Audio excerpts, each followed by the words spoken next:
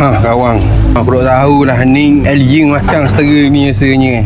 Burger saja pun besar dah. Set pula dengan wedge. Hari ni kita nak buat bukan menu baru lah. Ia combo kau. Burger kahwin. Cumanya versi yang lebih besar. Combo tu kan guna ayam crispy dengan patty beef homemade. Tapi ni guna patty yang sama kok, cuma saiz saja yang berbeza. Kita guna crispy zinger XL dengan patty beef homemade XL. Untuk combo XL ni kita akan letak ayam dulu macam biasa lah. Okey, kita letak ayam.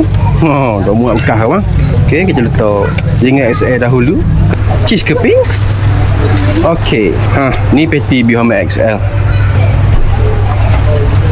Caramelized onion. Alright. Okey, atas kita akan tutup dengan sos homemade, sos yang kita olah sendiri. Alright. Set dengan cheesy wedges. Alright. Atas wedges ni kita akan letak mayonis dulu. Alright. Dengan sos cheese.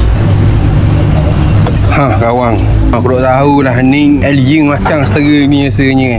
Burger saja pun besar dah. Set pula dengan wedge. Harga kalau gini RM19. Kalau burger saja RM15. Kalau set sekali dengan fries ataupun cheesy wedges RM19. Jemput mari belaka dia Hamis Cabin di tapak kedai Planet Tom Yum, Merbau Patah, Kuala Terengganu. Baiklah, terima kasih banyak belaka. Assalamualaikum. Ting.